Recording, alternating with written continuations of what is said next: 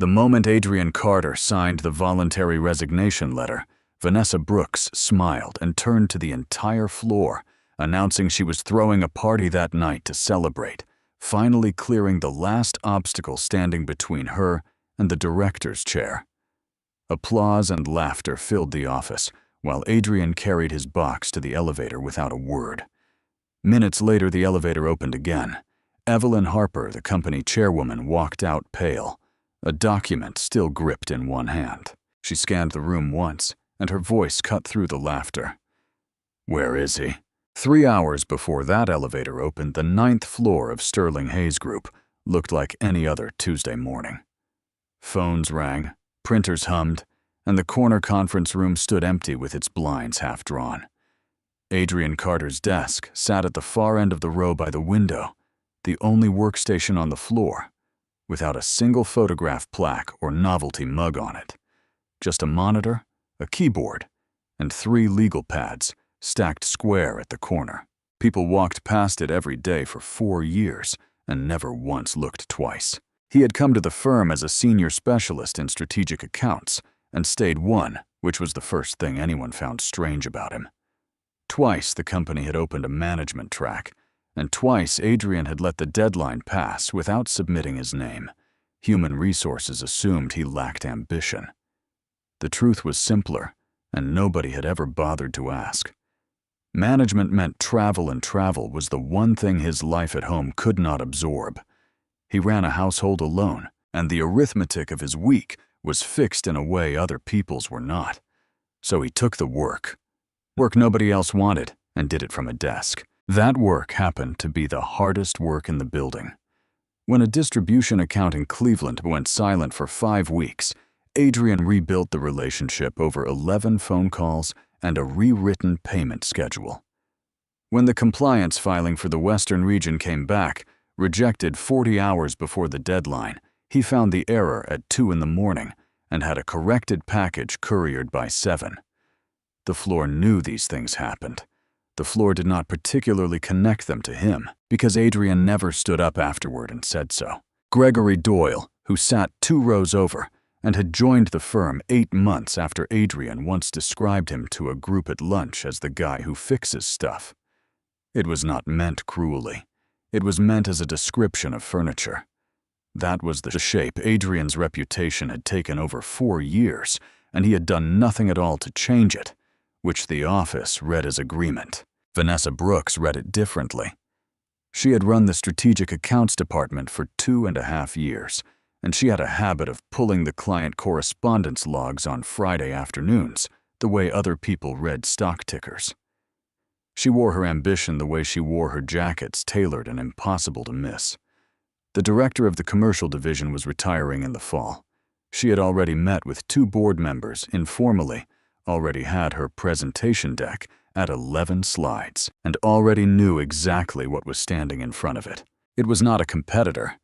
Adrian had never once applied for anything. It was worse than that. It was the correspondence log itself. Every quarter, when Vanessa pulled the department's records to build her performance summary, the same name appeared underneath the biggest wins.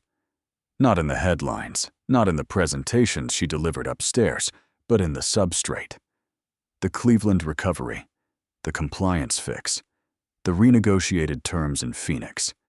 If anyone on the executive floor ever opened the raw files instead of reading her summary, they would find a department whose results ran through one desk by the window, and they would find that the woman claiming to lead it had spent 2.5 years describing his work as departmental performance. She had told herself for a long time that this was normal. Managers presented team results. That was the job. But somewhere in the last year, the story had gotten harder to hold because the results were not distributed across a team. They were concentrated, and the concentration was becoming visible to anyone who looked. Then came Nolan Whitfield Industries. It had started small, and it had started with Adrian, which Vanessa knew because she had approved the initial travel expense herself and thought nothing of it at the time. A cold introduction at a trade conference in March, a follow-up call, then another. Marshall Reed, who handled North American partnerships for Whitfield, was known across the industry as impossible to move a man who had walked away from 3 suppliers in 2 years over what he called handshake problems. He did not respond to pitches. He responded apparently to a man who answered his emails at strange hours and never once oversold anything. By July, the conversation had become a negotiation. By September, it was an agreement on the table worth $12 million over 3 years, the largest single contract in the company's history, and Vanessa had done what she had always done. She had built the summary. She had presented the progress upstairs in the monthly review. She had used the word "we" so many times it stopped meaning anything, and nobody upstairs had ever asked to see the thread of correspondence underneath it, because why would they? What she told herself was that the deal was essentially finished. The terms were settled. The relationship was built. Whatever remained was paperwork, and paperwork did not require the man by the window. It required a director's signature, and in 6 weeks there would be a new director, and everything after that would belong to whoever was holding the pen. There was one thing she had not read. Marshall Reed had insisted on a personnel continuity clause in the final annex, drafted in the last round of revisions negotiated directly between him and Adrian across 4 separate calls. Vanessa had received the annex as an attachment on a Thursday and had not opened it because it ran to 40 pages of appendices, and she had a board dinner that night. She filed it. She had every intention of reading it later.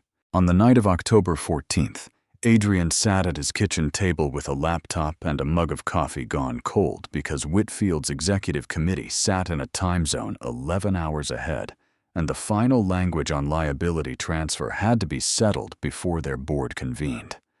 The call started at 10:30 at night. It was still going at 4 in the morning. Marshall Reed was on the line for all of it, and twice he apologized for the hour. Adrian told him not to. They worked through the indemnity schedule clause by clause, and at one point Reed pushed back hard on a limitation that Sterling Hayes' legal team had inserted, and Adrian did something a salesman would not do. He agreed with him. He said the clause protected Sterling and not the partnership, and he proposed alternative language that gave Whitfield more room. There was a long quiet on the other end before Reed spoke again. He said that in 19 years he had never had a supplier argue against his own legal department at 4 in the morning, and that this was the reason he was signing it all. Adrian said something non-committal and moved to the next item. He did not write the moment down. It did not occur to him that it mattered. The call ended at 10 minutes to 5. He slept for 2 hours and woke to a phone that had not charged because he had unplugged it for the laptop. He badged into the 9th floor at 9:40 on the morning of October 15th, 40 minutes past the start of core hours, and it was the first time all year he had been late for anything. Vanessa had been at her desk since 8. She watched him come off the elevator, and what moved through her was not calculation, but relief. The specific relief of a person who has already decided something and has just been handed a better reason for it. At 8:41 that morning, she had opened a departmental template and generated a document she intended to use before the end of the week. The 40 minutes made it cleaner. That was all it did. She called the meeting for 10 o'clock in the corner conference room and asked Gregory Doyle to sit in as a departmental witness. She did not tell Doyle why. Adrian came in holding the Whitfield file. He set it on the table and did not open it. Vanessa began by asking what time he had arrived, and he told her, and she wrote it down. She asked whether he was aware of the department's core hours policy. He said he was.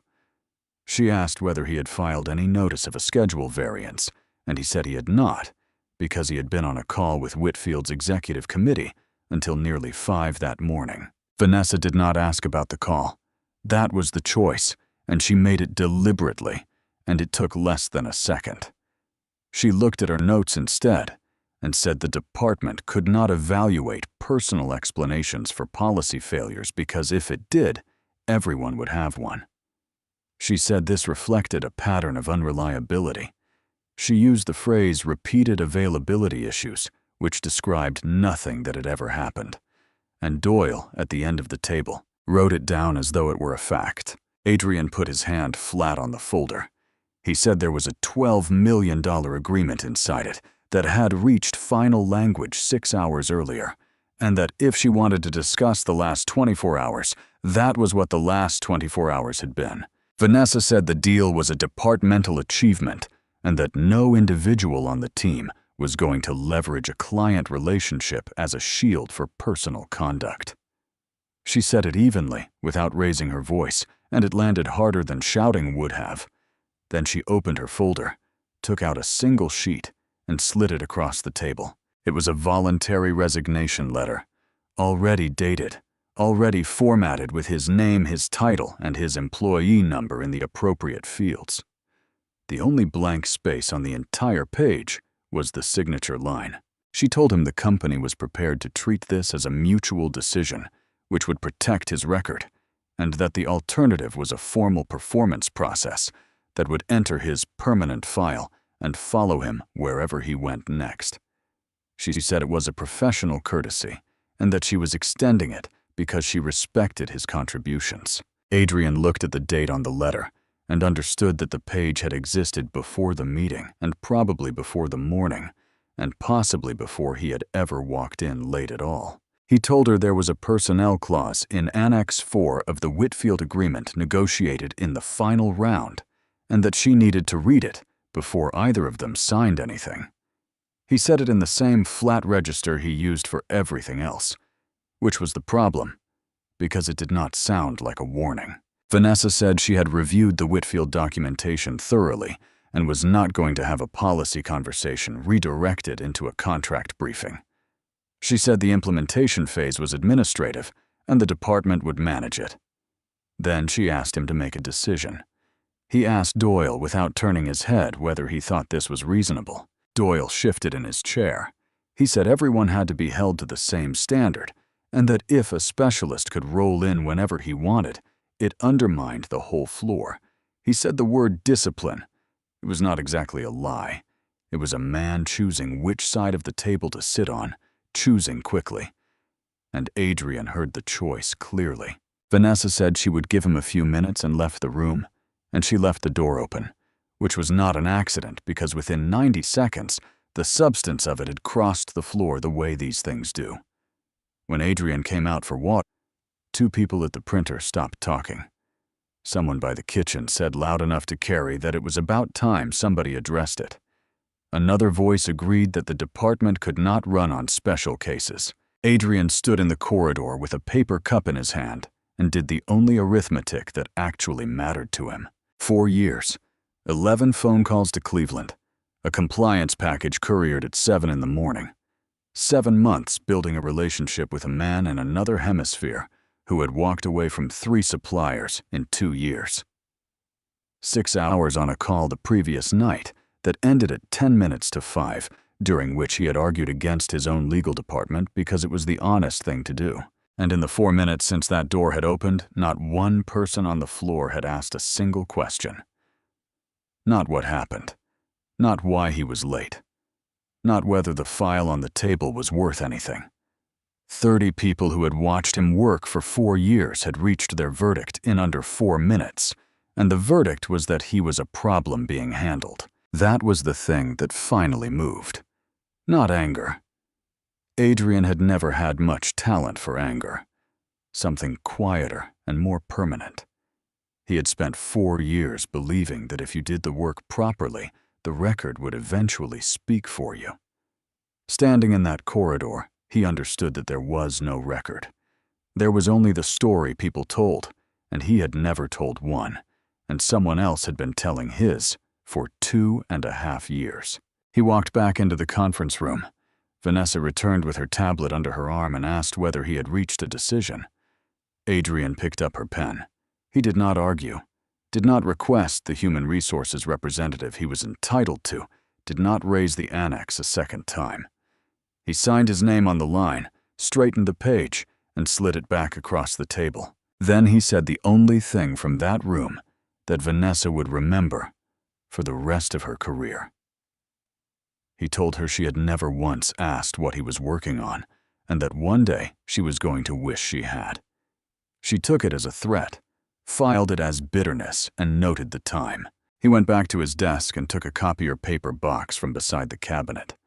Packing took 11 minutes, because there was almost nothing to pack. 3 legal pads, a spare phone charger, a department mug he had never actually used.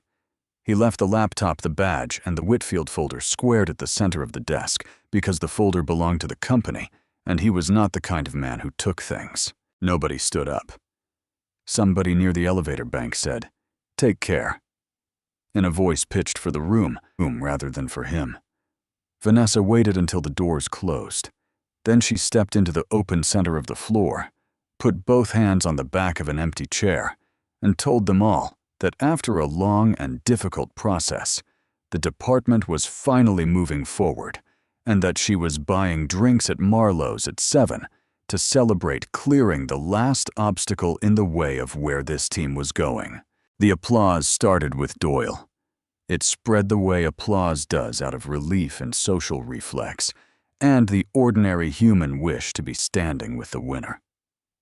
Someone laughed. Someone else asked whether the tab was open.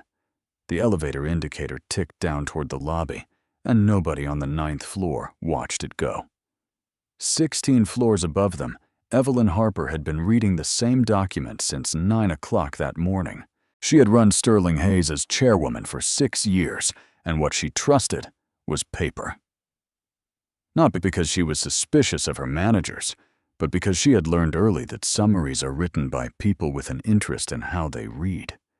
It was a principle she applied rigorously to contracts, and as she would later admit in front of 30 people, not nearly rigorously enough to her own organization. The Whitfield agreement had arrived executed at 9, carrying signatures from Whitfield's board, dated 6 that morning. $12 million over 3 years. Evelyn had cleared her calendar and started at page 1, and she was still going 2 hours later when she reached the 4th annex. Section 14, subsection C. The agreement's execution was contingent upon Adrian Carter's continuous direct engagement as program lead, and in the event of his departure from Sterling Hayes Group for any reason, Whitfield reserved unilateral termination without penalty. The name appeared 11 times across 4 pages. There was no substitution mechanism and no cure period. Evelyn read it twice, then called the 9th floor to arrange an introduction, because in 6 years, she had never once been in a room with the man. The largest contract in company history had just been built around. A departmental assistant told her that Mr. Carter had resigned that morning and had already cleared his desk. She did not ask a second question. She took the stairs down to the elevator bank on 12 because it was faster than waiting, and she rode down with the annex still in her hand. The doors opened on 9 in the middle of a conversation about whether Marlowe's took reservations for parties over 20. The room did not understand her at first. Vanessa came out of her glass office with her tablet already smiling, already assembling a greeting, because a visit from the chairwoman on a day like this could only mean one thing. Evelyn said the Whitfield board had executed the agreement at 6 o'clock that morning. $12 million over 3 years, the largest single contract Sterling Hayes had ever signed. She said it flatly, the way people deliver news they have not had time to feel yet. For about 2 seconds, the floor reacted the way a floor reacts to good news. Someone actually clapped once, before realizing nobody else had. Then Evelyn held up the annex and said the agreement carried a personnel continuity clause. She read section 14, subsection C, aloud all of it, and she did not soften the sentence about unilateral termination.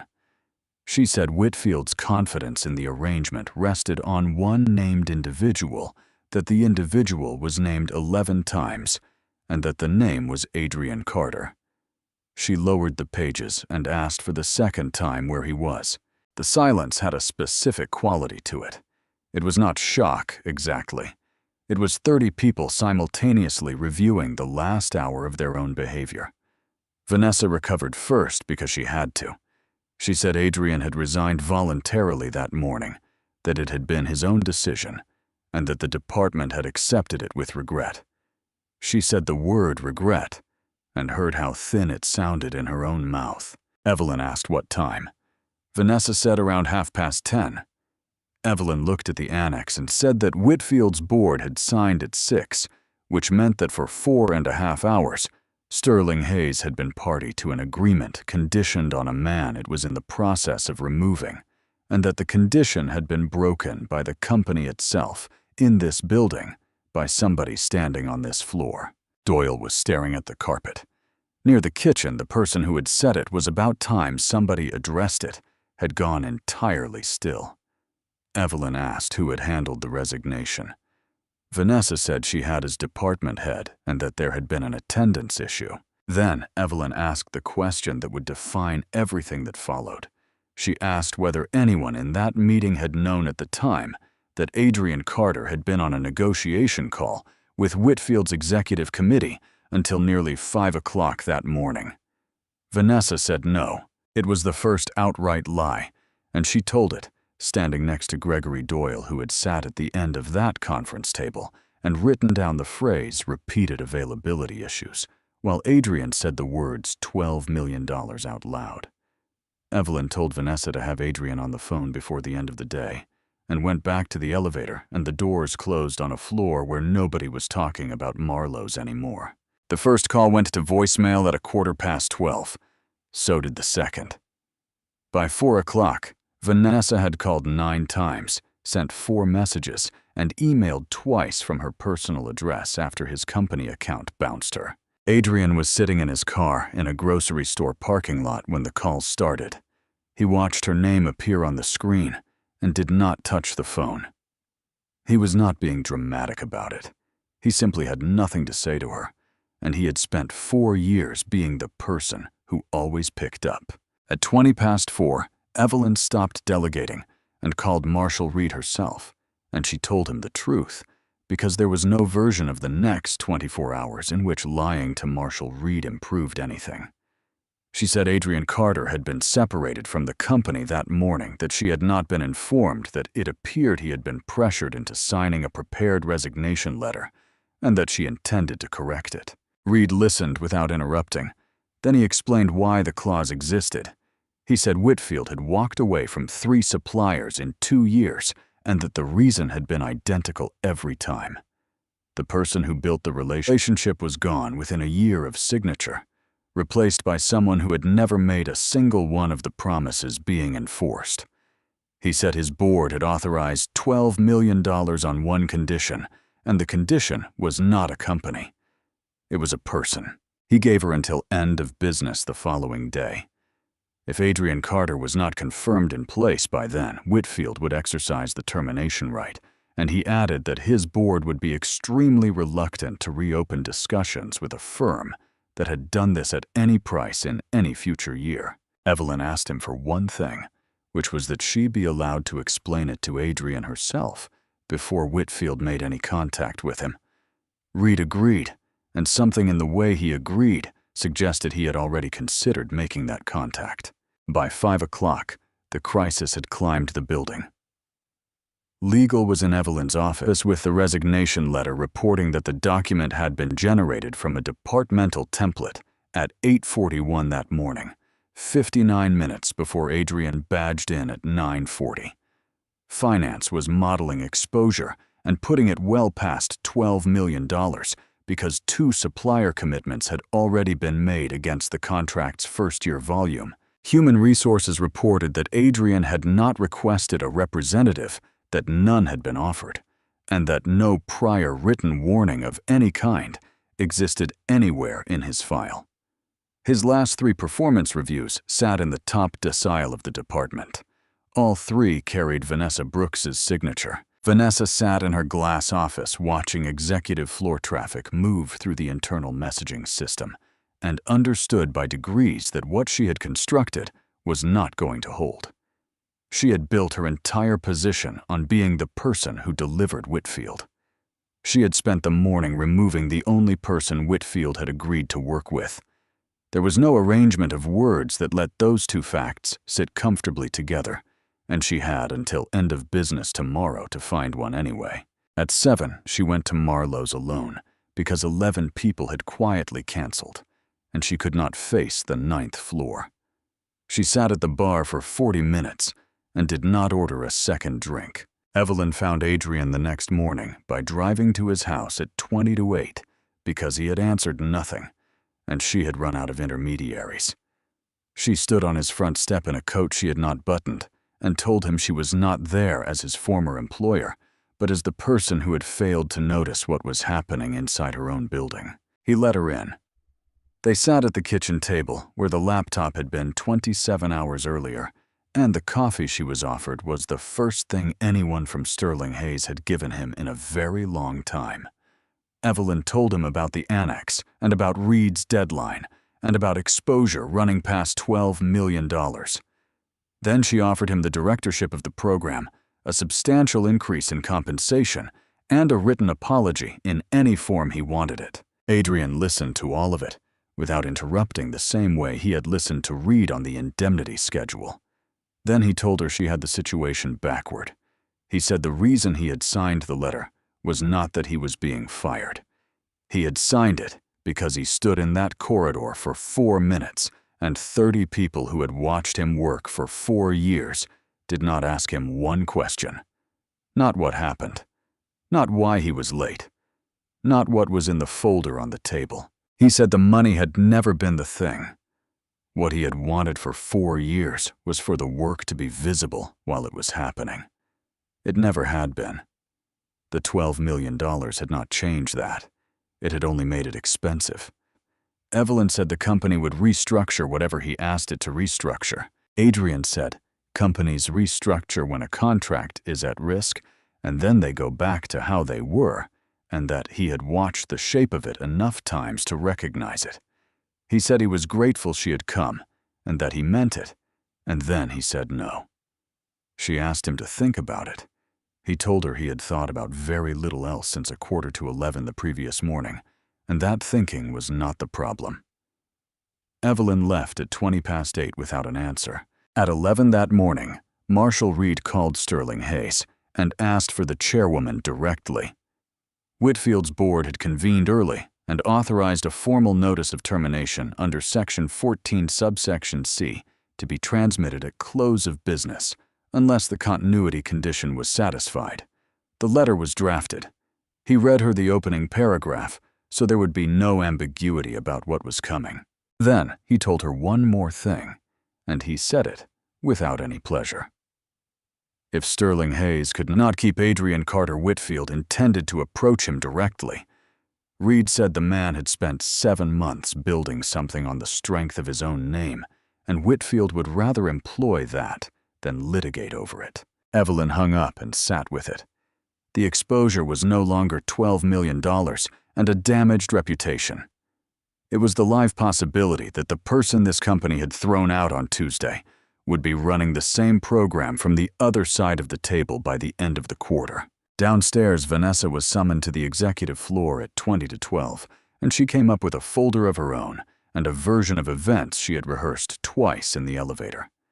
She said Adrian had been managing an attendance pattern for months, that the resignation had been mutual, and that she had acted to protect departmental standards. Evelyn let her finish. Then she turned her monitor around and showed her one line of document metadata. Created 841. Badge record 940. She asked Vanessa a single question, which was whether she had known about the Whitfield call when she put the letter on the table. Vanessa did not answer it, and the silence answered it for her. Evelyn suspended her on the spot, effective immediately pending a formal internal review, and told her to surrender her building credentials before leaving the floor. Vanessa said something about wanting to state her position in writing. Evelyn told her she would have that opportunity, and that everything she had already said was in the record. Vanessa wrote down alone and did for the first time the arithmetic she had been avoiding for 2.5 years. She had wanted a title. To get it, she had removed the one person the largest agreement in company history depended on. The removal was going to cost the firm more than $12 million and possibly the client permanently, and every document that proved she had done it sat inside a system she did not control and had never been able to edit. Her ambition had not simply ended a man's career, it had closed its hand around the throat of the entire company. The review opened at 1 o'clock that afternoon. Evelyn ran it herself with the general counsel and the head of human resources, because the deadline was end of business, and there was no time to convene a committee. She gave them one instruction, which was that they were not looking for a conclusion. They were looking for the sequence. The correspondence log came first. It ran to 1,140 items across 7 months, and the shape of it was visible within 10 minutes. The introduction at the March conference, the follow-up call, 53 separate exchanges with Marshall Reed between April and July, every one originating from Adrian's account, most of them sent outside standard hours because of the time difference. Not a single message in the entire thread carried Vanessa Brooks in the sender field. Then the calendar. 4 sessions with Whitfield's executive committee across September and October, all created by Adrian, all sent to the department distribution list, all declined by Vanessa without being opened. The last of them, titled Whitfield Final Terms Overnight Session, had been declined on a Friday afternoon while she was sitting in the same system reviewing correspondence logs. The recorded portion of the September monthly review was harder to sit through. Human Resources pulled the file and played 4 minutes of it. On the recording, Vanessa described the Whitfield negotiation to the executive committee using the phrase "our team has developed," and then the phrase "under my direct oversight," and a board member asked who the point of contact was, and Vanessa said the department maintained the relationship. She had never said Adrian's name in an executive meeting, not once in 7 months. The general counsel checked the 3 quarterly reviews going back and confirmed it. That was the point at which the pattern stopped resembling carelessness. Legal pulled the Cleveland account file, the Western Region compliance filing, and the renegotiated Phoenix terms, and in each one the same architecture appeared. His work in the substrate, her summary on top, his name in the correspondence, hers in the presentation. 2.5 years of it consistent enough to constitute a method. The resignation letter closed the question. Created at 8:41 on the morning of October 15th from a departmental template populated with Adrian's employee number and title. Adrian had badged in at 9:40. The letter had existed for 59 minutes before the man it named walked through the door, which meant the lateness had not produced the decision. It had been an occasion looked for and found. The general counsel put it plainly. There was no attendance pattern. There was no written warning. There was no representative offered. There was a top decile performer with 3 signed reviews and a prepared document waiting for him. Human Resources then interviewed the 12 employees who had spoken in the corridor that morning. Gregory Doyle went first because he had been inside the room. He arrived with a prepared explanation about standards and got roughly 30 seconds into it before Evelyn asked him a single question, which was whether Adrian had said the words $12 million out loud at that table. Doyle looked at the table in front of him and said yes. Evelyn asked what he had written down. Doyle said he had written repeated availability issues because that was the phrase Vanessa had used, and he had assumed she held information he did not. Evelyn asked whether he had verified any part of it, and he said he had not. She asked whether Adrian had asked him directly in that room whether it seemed reasonable, and Doyle said yes, and that he had answered that everyone had to be held to the same standard. None of the 12 had checked anything. 4 admitted they had joined the corridor conversation without knowing what the meeting had even been about. 2 said they had assumed the department head must have grounds. One woman said she had thought about asking and had decided it was not her business, and then said without being asked that she had thought about it every hour since. Vanessa came in at 3:30 with an attorney and tried one last time to hold a position. She said her intent had been to protect the department. She said she had believed the Whitfield terms were complete and implementation was administrative. She said that if she had known about Annex 4, she would never have proceeded. Evelyn told her that Adrian had raised the annex out loud in that conference room before signing anything, and that she had refused to hear it. She said the annex itself had been transmitted to Vanessa on the Thursday, and the red receipt showed it had never been opened. She said the failure was not a missed clause.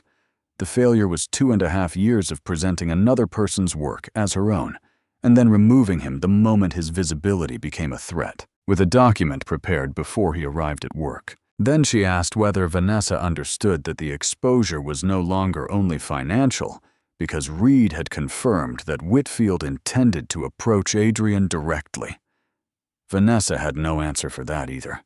At 4:10, Evelyn drove to Adrian's house for the second time that day. She did not bring an offer a term sheet or the general counsel.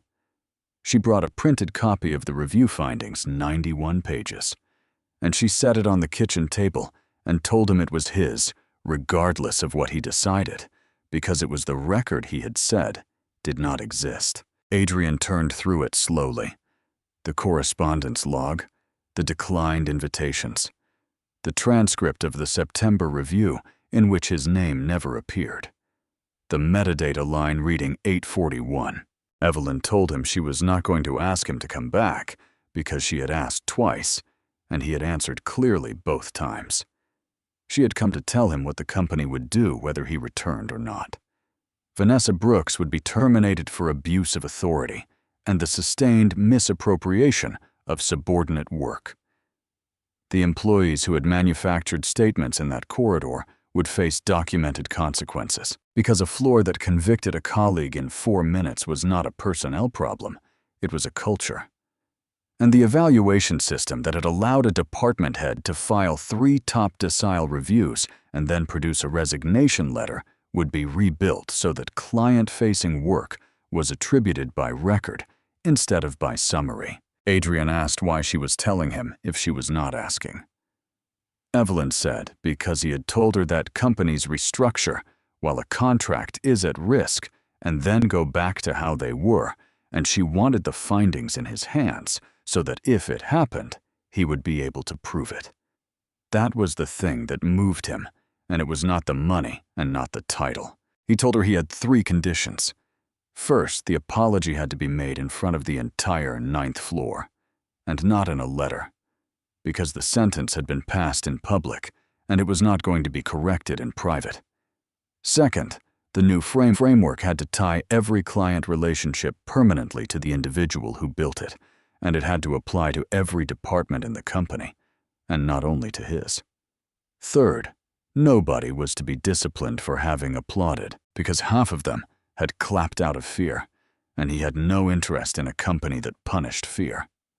The people who had stated things they had never checked were a separate matter, and he left that to her. Evelyn accepted all 3. Adrian called Marshall Reed himself at 5:45 before the termination notice was scheduled to transmit. He did not make a case for Sterling Hayes. He told Reed what had happened, including the parts that reflected badly on the firm, and then he said that he intended to lead the program personally, and that Reed would be dealing with him rather than with a summary of him. Reed said that was the only thing his board had ever asked for. He withdrew the notice at 5:30. Adrian returned to the 9th floor the following Monday, 6 days after he had left it, and the room he walked into was not the room he had walked out of. Nobody was at the printer. Nobody was in the kitchen. 30 people stood in the open center of the floor because Evelyn had told them to be there at 9, and the desk by the window had been left exactly as it was on her written instruction, cleared but untouched. The Whitfield folder squared at the center where he had placed it after legal returned the copy. Evelyn did not use the conference room. She stood in the same open space where Vanessa had put her hands on the back of a chair 6 days earlier, and said that on the morning of October 15th, this company had pressured a top-performing employee into signing a resignation letter written before he arrived at work, and that she had not known, and that not knowing was her failure and not her defense. She said the review had established that Adrian Carter built the Whitfield relationship personally across 7 months, that the executed agreement named him 11 times, and that the department had claimed his work in 3 consecutive executive reviews without ever once saying his name. Then she turned to him and apologized directly in front of all of them, and she did not qualify it. Adrian said very little. He told the floor he had not come back for the contract and had not come back for the title, and that he had turned both down twice. He said he had come back because the record now existed, and because the record was going to protect the next person the way it had failed to protect him. The consequences moved through the department that week. Vanessa Brooks was removed as head of strategic accounts and terminated for abuse of authority and the creation of a hostile working environment, with the misappropriation findings entered into her permanent employment record. She did not appeal. Her attorney read the 91 pages and advised her there was nothing in them to contest. Gregory Doyle received a formal written sanction and was removed from client-facing accounts for 12 months because he had signed his name to a meeting record containing an allegation he had never once attempted to verify. 3 employees who admitted inventing statements in the corridor received documented warnings. Nobody was sanctioned for applauding. The Whitfield program launched 11 days later. Adrian ran the first working session from the corner conference room, where he had signed the letter, which was not sentiment on his part. It was simply the room with the better display. Marshall Reed flew in for it, and on the first morning, he shook Adrian's hand in front of the assembled Sterling Hayes team and said his board had committed $12 million on the strength of a man who argued against his own lawyers at 4 in the morning, and that he wanted everyone in the room to understand precisely what this company had come within 1 hour of throwing away. Adrian was appointed Director of Strategic Programs before the end of the month, with the Whitfield Agreement reporting to him directly. He took the title this time, and the reason he gave Evelyn was not ambition. He said the person who had been able to erase him had held a title, and that the only reliable protection against that was to hold one. The new framework went live across the company in January. Every client relationship now carried an origination record naming the individual who opened it, and that record could not be edited by a department head. Executive reviews required the underlying correspondence rather than the summary. Any resignation document generated by a manager was flagged automatically to Human Resources, with its creation timestamp attached, a small technical change that existed because of one metadata line, reading 8:41 in the morning. Vanessa left the building on a Thursday with a single box, and the floor she had celebrated on watched her go the same way it had watched Adrian go.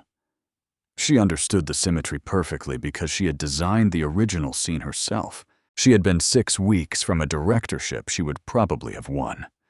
She had held 3 signed reviews confirming that the strongest performer in the company reported to her, which is the most valuable position a manager can occupy, and she had experienced it as a threat rather than an asset. What she lost was not one promotion. It was every promotion after it at every firm that would ever call Sterling Hayes for a reference, and the reason was written into a permanent record in language that could not be summarized away. The desk by the window sat empty for a while after Adrian moved upstairs. It went eventually to the junior analyst who had asked about it on the first afternoon, and who, on being handed it, said nothing at all about the view.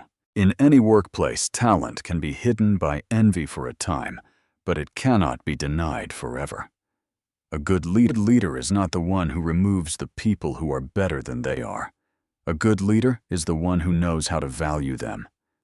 And when ambition rises above ethics and fairness, the price is not only one career, it can be the future of everyone standing in the room.